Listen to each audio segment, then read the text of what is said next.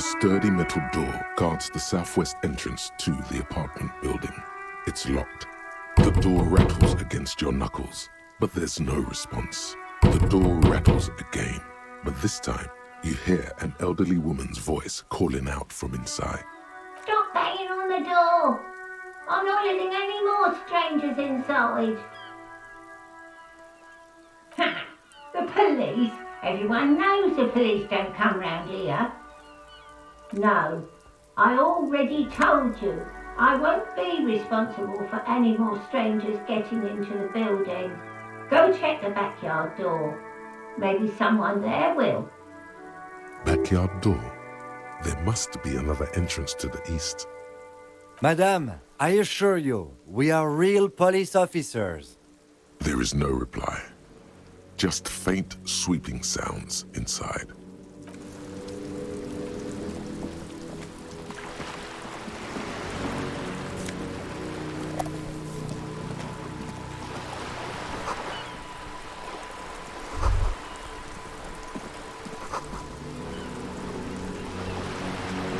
A striking woman leans against the cabin top of her sailing boat, smiling as you approach.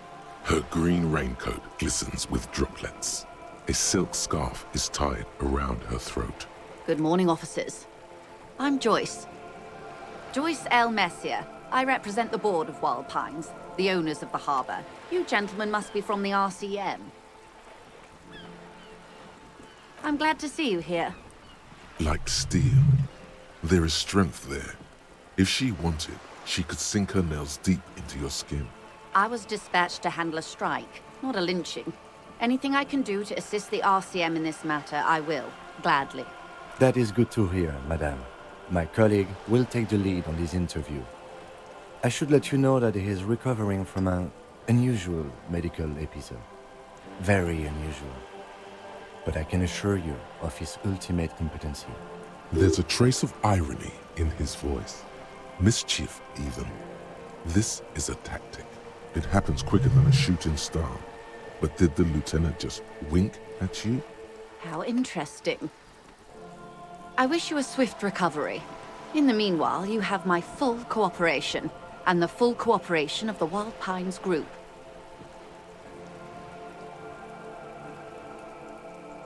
Why, yes I am. The boat? No. It is called Cor de Leyte 19 because that's the type of sloop it is. It's a pleasure craft, a 19 pacer.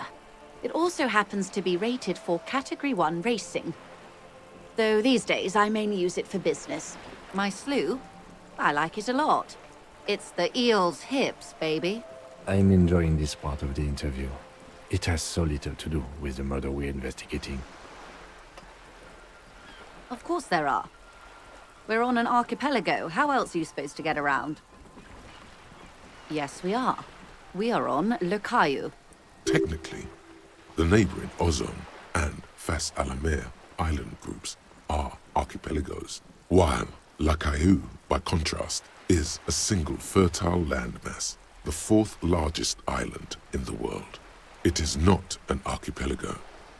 Okay, if you want to get technical. The point is, we're all on islands here, and sail is still the most expedient way to get from one island to another, especially when you're in a hurry to resolve a strike.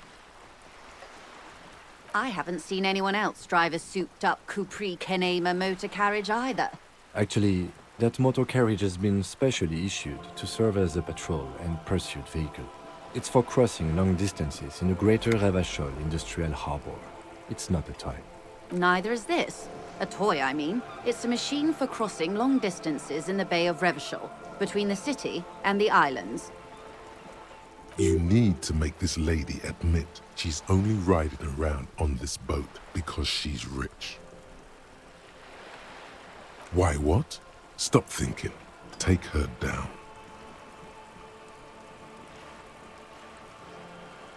You're not? Okay then. Just keep on admiring the boat then, unburdened by envy. Officer, I assure you I'm a highly qualified pleasure craft operator. The crowns of her teeth are porcelain. white as the boat's hull as she smiles. Her nonchalance might be related to something called the Wayfarer Act, a law that says she doesn't need a license. Sly fox, you're not aggressive enough to harass her further on this. Good. That's the man who was killed. I'm afraid this is a discussion for once we've cleared the lynching question. Better not tie the fourth day to the bat's day on this. I hope there is something else I can help you with.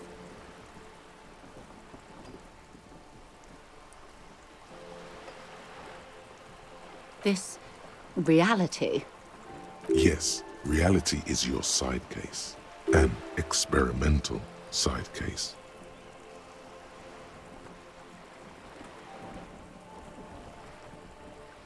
No, but please, a little context. We're not in such a hurry. We have time for you to tell me why you need a reality lowdown. How truly curious. A sort of philosopher detective.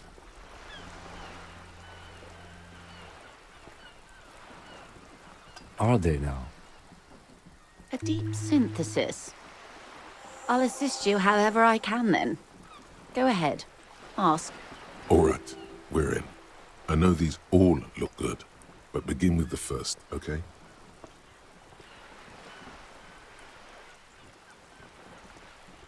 We're in Martinez, baby. Martinez is a district of Revachol. A very small district tucked away near the industrial harbour, north of the 881 and Jamrock. You would be excused for not knowing about it. Unimportant, they say. Forgotten, even. Shelled to smithereens during the Revolution. It has its charms, just not this time of year. Revachol? Revachol is what you call a city. The great kind. History detective. They built this city to resolve history. Our part in it, at least. Our centuries. The nations of the Occident, or migrant workers from Seminine and Ile Marat, depending on your creed. In the DeLorean century, 380 years ago, they say it's where the terrible questions of our time will be answered.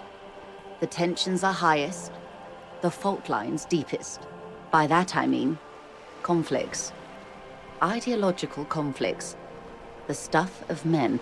We are standing on a fertile, self-sufficient island able to sustain up to 200 million people in the middle of the Insulindic Ocean, the world's connective tissue. It's where the money is.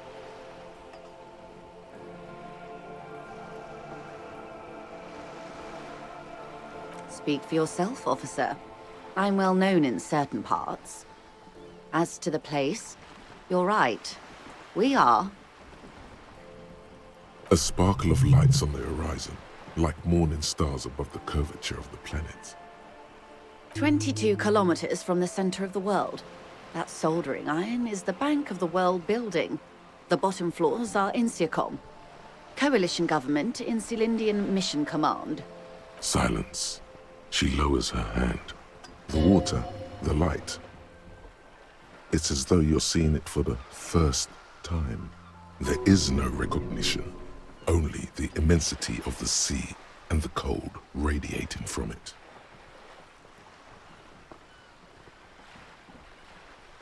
We are where we are. I have no truer answer to give, unfortunately. This is one thought you need to complete. Where are you?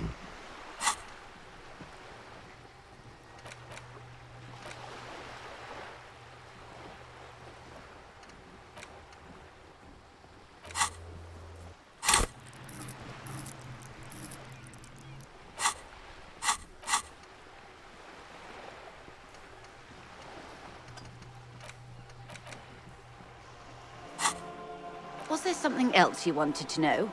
I remember something about a lowdown. This has been informative. Thank you, man. I'm sure my memory-impaired partner has many more questions to ask. about even more fundamental aspects of reality. Might I suggest not asking them all right now? Messieurs will be here later too, and tomorrow. Isn't that true, ma'am? Absolutely. My commitment here is long-term. It's better not to eat all your candy at once. Indeed.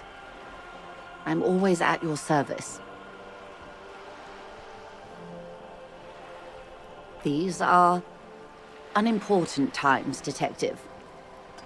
You and I were born after the dust had settled. 1,000th of a second too late.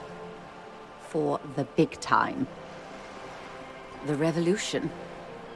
It's quite easy. Every 100 years or so, our species gets together to decide what's next, who gets shot in the head, and who gets the mineral rights.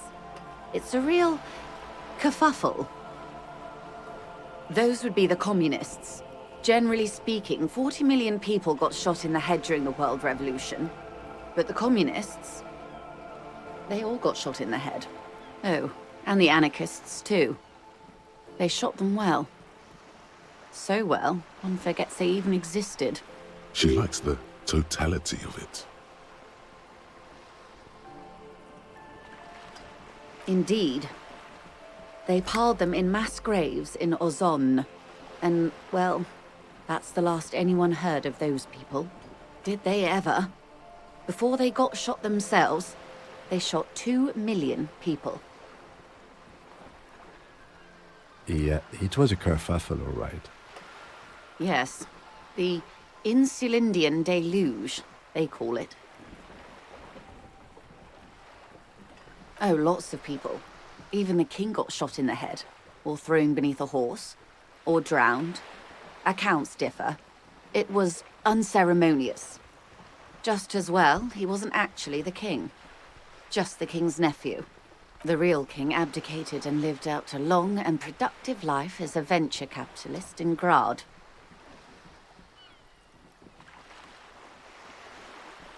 I prefer the term risk-averse. King Guillaume was nobody's fool. He could smell a PR disaster brewing, so he got out alive, and his nephew Fricelle got shot in his place. Him and tens of thousands of his wonderfully fascist kingsmen. It was a wild time. The liberals got the mineral rights. And by mineral rights, I mean everything. Liberals are usually middle-class people, Detective. Or the remaining gentry. The beneficiaries of the pre-revolutionary arrangement. Some were rich enough to stay with the Constitution, with monarchy. Big mistake. Others bet on the revolution. They were called the ultras, or ultra-liberals. They fared well. They didn't win so much as survive. We were the last ones standing when the war ended. Everyone else got shot in the head, remember? We. She's one of them. Of course. To foreign intervention. The coalition. Those people really took the mineral rights. The coalition of nations. Grad, Mesk, Vesper, Messina, Oranje, and Sur-le-Clay. The armed center of the world. They landed here and ended the revolution. It was the moralist thing to do. The moralists believe in keeping everything exactly the way it is. They believe in mineral rights, and not shooting people in the head. At least not in the same manner and volume as the others do. They are the long-standing provisional rulers of Revachol now, the coalition government. This is their zone of control. They embolden the RCM with crumbs of the same law they took. Technically speaking, you are a moralist. The color of moralism is blue. The official motto of Moral Intern, or Moralist International, is a blue forget-me-not, a piece of grey sky. Unofficial. For a moment, there was hope. A devout man of the center. Hard to come by. It's good to have someone who takes a moderate approach to head shooting. In your line of work, I mean. The turn of the century revolution? Don't answer it. It's a trick question. The revolution began in '02 on the Isla of Grad.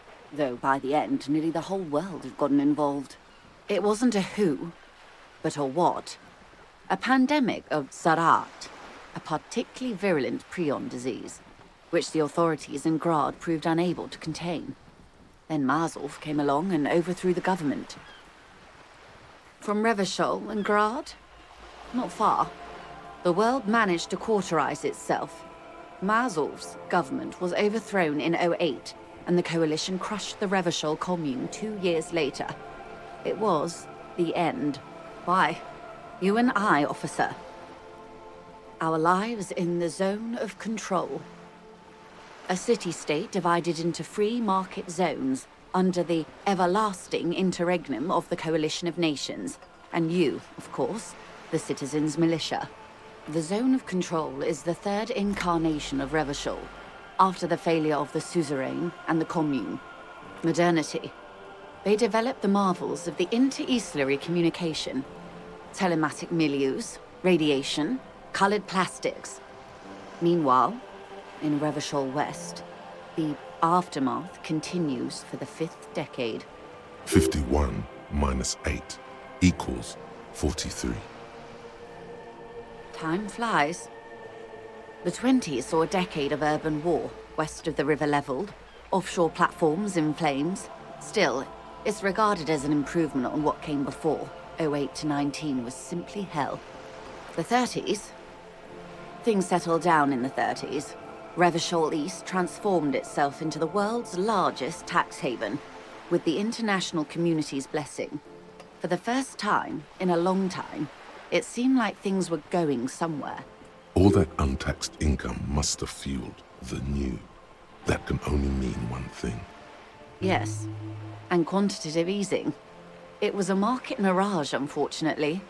The 40s dispelled it. An Isola-wide hangover, you might say. So, here we are. Welcome to reality, baby. For her to be where she is, Wild Pines Group must have picked the right side. They picked the winning side. That's why they're here, and others are not.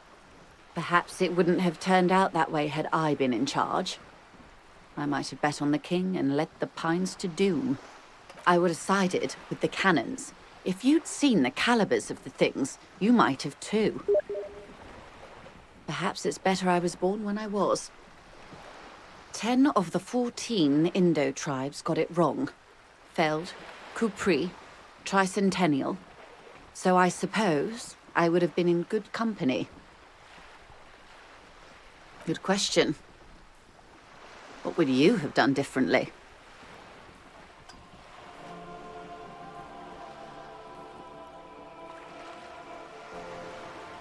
You and everyone else. But that's got nothing to do with preventing the revolution. Oh, well. What was, I guess. They are what they are. Who knows? An afterbloom may yet come. Anyway, enough sentimentality. Is there anything else you want to know? Not so fast. Who is she in all this? Ask her who she is. She owes you an answer. I am the vilest of the vile. A traitor. A devourer of nations and infants. I am an ultra. She raises the corner of her mouth, smirking, revealing a canine. Yes. I am the nether creature of the Forbidden Swamp. I pushed the king under a shit wagon and betrayed the revolution. My kind surrendered the nation to financial colonists. I can see you thought our kind were all extinct.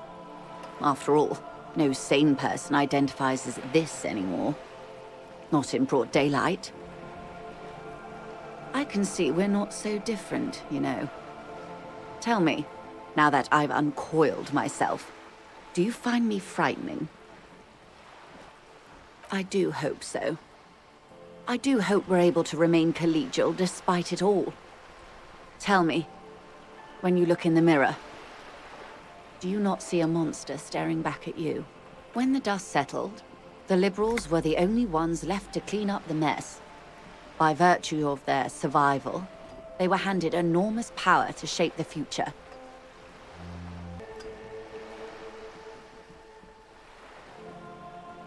With due respect to our overlords, the eternal caretaker government that keeps Martinez a monument to the efficacy of its artillery, I would not have relinquished sovereignty to the Coalition.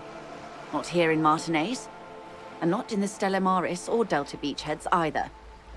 If not for my own sake. She realizes her small, cold fists are clenched. She loosens them. Then for my daughters. We had an obligation to defend our sovereignty. We should have burned the whole Isla down rather than let them have it. Yes, I suppose I am. But I wouldn't be a patriot anywhere but here. Seditious talk, ma'am. Yes. Whatever else I am, I'm also a mother. And a wife. Now, shall we return to reality? Glad to have been of assistance. The little that I know. Anything else I can do? Quite a few things, I'm afraid. The information I'm to share with you includes sensitive trade secrets. For the sake of my employer, I have to ask for your names and badge numbers. Of course, ma'am. We should have introduced ourselves. I am Lieutenant Kitsuragi, from Precinct 57. And this is my colleague from Precinct 41, Detective Dubois. I'm afraid Harry doesn't have his badge at the moment. I hope mine will suffice. Oh, and what happened to yours, Detective? I see. So, are you saying you lost your badge during the course of this episode? Oh dear. I suppose this does explain some of the more curious turns in our conversation. She must have been suspecting something. As I said, ma'am, his technique may be very unconventional, but he is an officer of the RCM. Of course, I sympathize. But I'm afraid I simply can't share anything more until I've seen that badge. She's a professional negotiator. She should be open to some sort of mutually beneficial arrangement.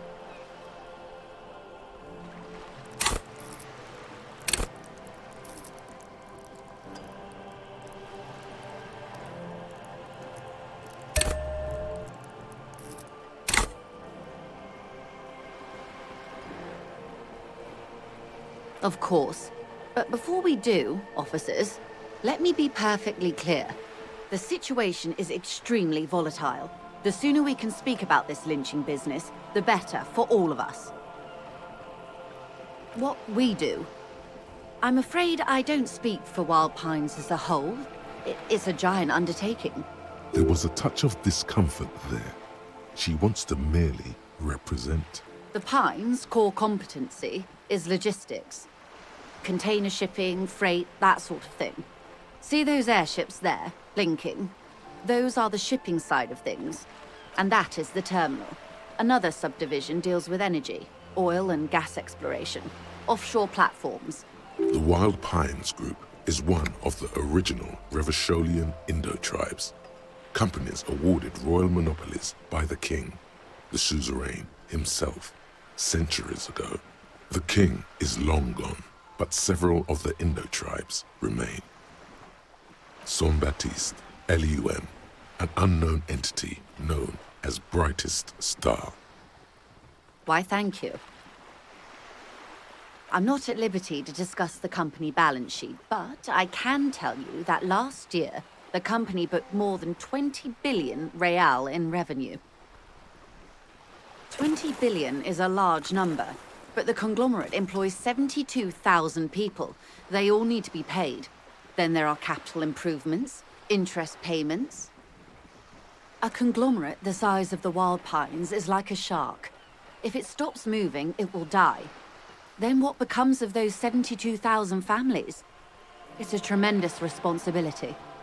They started as an exploration and cargo fleet conducting trade between the Samaran and Insulindian Islas 250 years ago, when pine ships explored the South Seminese and charted Lomantang on behalf of the suzerain.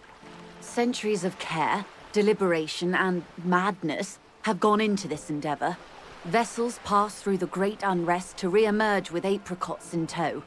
The logic of the system is totalizing. It's taken everything from its employees to build it. You know more than you let on. Certainly it helped, but most of the original Indo tribes have failed, or been absorbed. To survive, Wild Pines had to grow and adapt. No suzerain did that. You mean aside from being the terminal's legal owners, who are responsible for moving 8% of the world's cargo? There are no minor cogs in the system. Each terminal must be accounted for, lest the entire system break. Every hiccup in such a system means thousands lose their jobs, the world over. I'm here to assure that doesn't happen. Everything. Right up to, but not including, trade secrets. I believe the official title is Senior Labor Negotiator. In practice, I'm a grocery clerk. I relay the union's demands to Wild Pines and return with Wild Pines' counteroffer. And how are the talks going? They're not. That's the problem. The union stopped all negotiations a week ago, after that awful lynching took place. Wait, she just admitted that the lynching and the strike are connected. Now they won't even let me into the harbor. There's a 2-meter 20 racist behemoth blocking the gates. Oh, so you've met him. Has he beguiled you with his inane theories? My colleague has his peculiarities. Let's not go into this particular one just yet. Of course. To each their own. Yes, I believe there is a connection. But that's a subject for later. Let's say I was not making the kind of progress I'd hoped for when I first arrived. And when did you first arrive? I arrived 3 weeks ago. Yes, in the middle of February. The bay was still partially frozen then. I prefer to do these things on site, like the RCM. But the strike began in December. I wasn't the original negotiator here. I took over after Mr. Gaumont hit a wall with Mr. Clare, the union boss. Mr. Clare refused to speak with Gaumont despite concessions he'd granted the union in prior negotiations. This isn't the first time the union has gone on strike. Heavens no.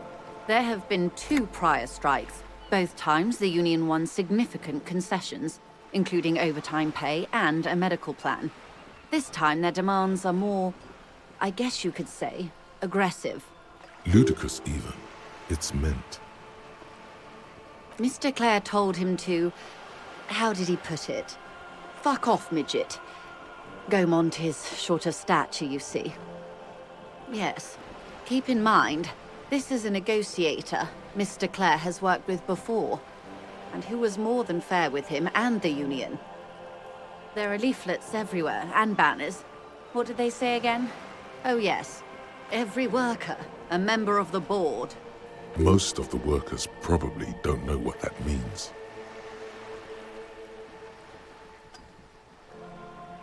In its defense, another said, demand democracy. Pretty tame stuff compared to every worker, a member of the board. Fortunately, they explained it. Every time the Wild Pines group makes a decision about anything, it needs the signature of each of the 2,200 workers in its Martinez terminal. Just so you understand, this is but one of 22 terminals owned by Wild Pines. Essentially, not only are they kings of the company, they are also kings of the 72,000 employees of Wild Pines Group. They're having a blast. But how can they afford it? After 4 months, my assumption was they would prefer a more practical solution. I'm not sure. Naturally, I assumed that was just their opening position, a hard-nosed tactic with a side of mockery. But there's been no follow-up, just the same nonsensical slogan repeated over and over again. And now, people are getting lynched, I hear. Behind the whirling in rags. A disastrous situation if there ever was one. Excuse me, from whom did you hear about this lynching? I first heard it from the boyar at the gates. The one whose very name advertises his aversion to work. I think he said it was, "Call me mañana." This checks out. The scabs. You mean the huddled masses of Jamrock come to plead for work where the Union refuses to? Don't let her answer it herself.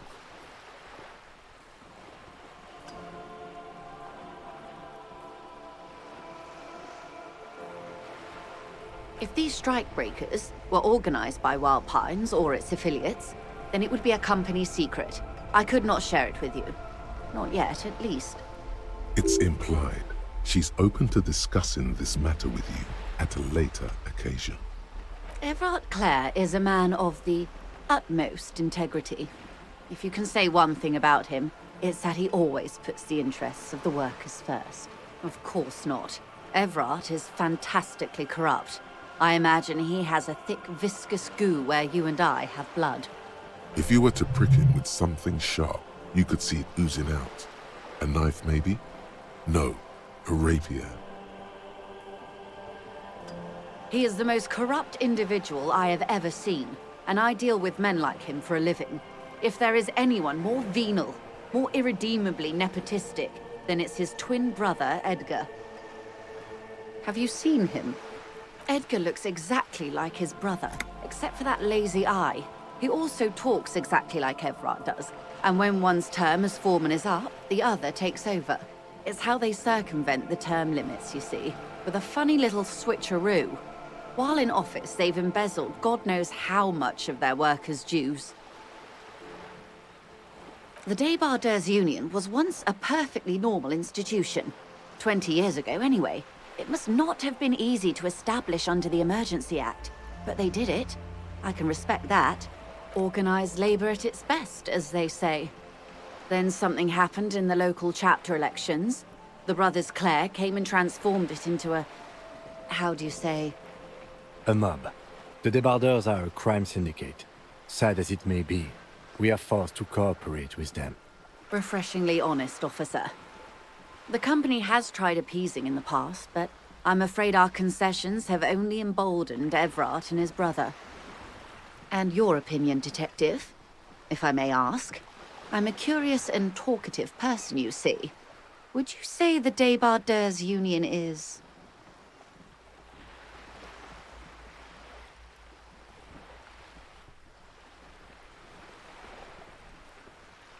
Why do you think so? What she calls corruption is simply an aesthetic category.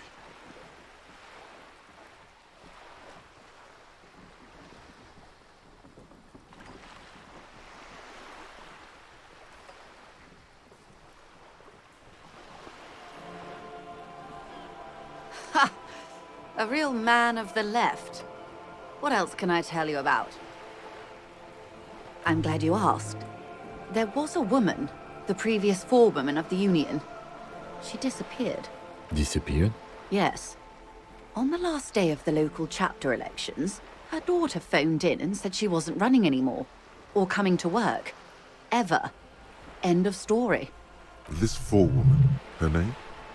Sadly, the company records do not even give a name. She's just forewoman in private correspondence, Holly.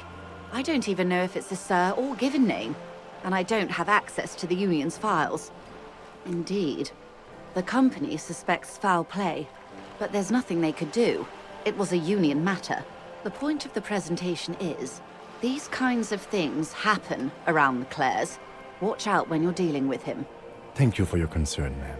We'll be just fine. Of course. How else can I help? You have?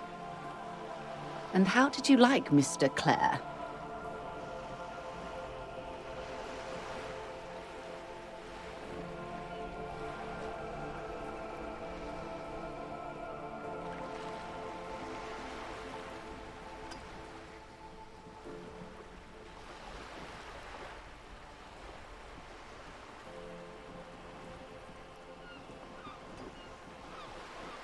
Of course.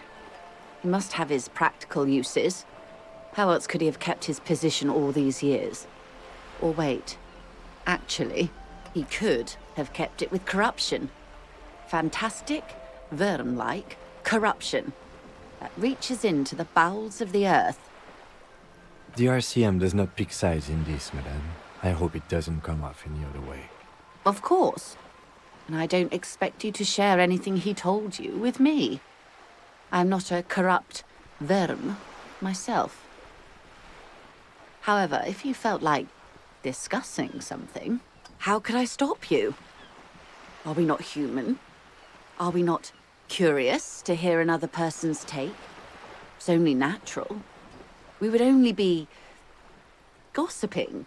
Intellectually speaking, it would be quite interesting to hear what she has to say about these things.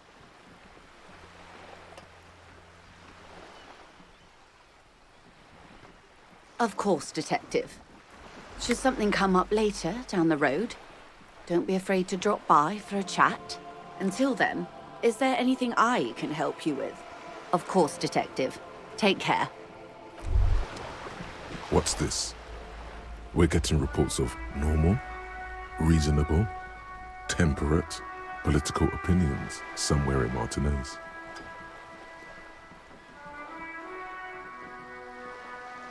Of course, a radical centrist. In these bright and loud times where 1,000 frequencies drown one another out, sober thinking is a radical act. It's time to become a citizen of the kingdom of conscience. It is not a place. It is a moment in time that can only arise in the right circumstances. In all of human history, it's only been achieved a handful of times. Incrementally, history's greatest catastrophes have been brought about by people trying to make the world a better place. Too quickly. That's the genius of Dolores Day. She recognized that progress is meaningless if its gains are lost because of instability. Real, lasting change can only come about gradually, increment by increment. Tisk tisk, just because you live in the present doesn't mean you have the right to place your needs above the needs of the future.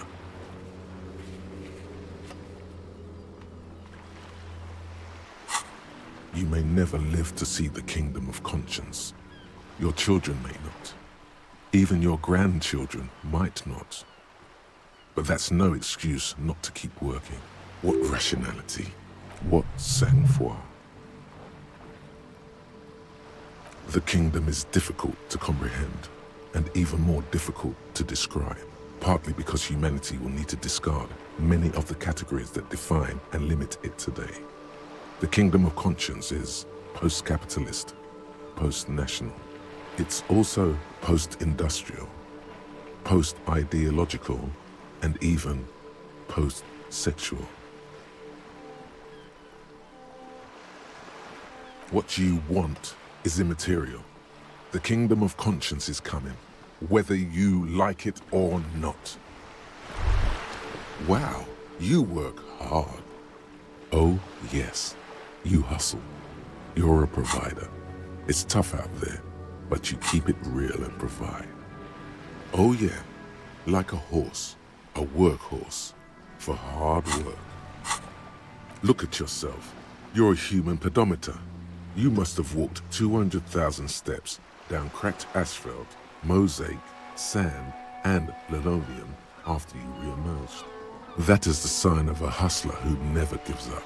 The world is harsh and people are evil. You didn't make it that way, and you won't let it break you. You ride. A little. You make money. You got gills, baby. Got those black papers with the faces of the innocents on them. You bring in the Franco Negros and the Solas. It ain't easy, but you do it. Day in and day out. You didn't make the rules, but you won't lose. You're a cop and a sprinter and a money printer. Yeah, you're in the sales business. Shake 'em for shit and then pawn it off. Law officer style. Sure. And has it been easy? Is life easy? Have you not gone into cardiac arrest? Are you not about to have an anxiety attack or shoot yourself in the mouth? But you still hustle 24/7, ride or die. Now, ask yourself, are you rich? That's right. You work harder than anyone. You almost rode yourself to the grave, and you're still practically a hobo. Why is that? The Guardsman has set himself up one of those self-replicating money structures. You should learn from it. Don't play the victim. Think hustler. Think with your head. That's right, 100%. Fucking G-Man's got his jam-covered sticky fingers in your pocket, stealing from you every time you buy, sell, walk, talk, fart, so much as sneeze. Aren't taxes almost non-existent in the Gotham estate that is Revachol? Every time you wipe your ass, they got their direct and their indirect modes of taxation. Sales tax, excise duty, extraction tax, alimony, one tax that doesn't even have a name. Plus there's the stuff people in other countries pay for that makes them ask for more money from you. Here, total tax duties add up to 98% of all your money.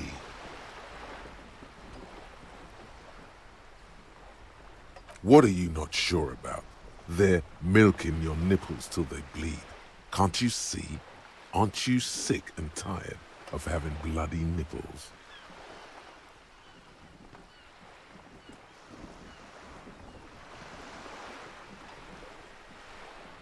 Here you go, hustler. Fight the righteous fight. Free the people. Keep it real. Keep it street. Keep foaming at the mouth furiously on the tax issue.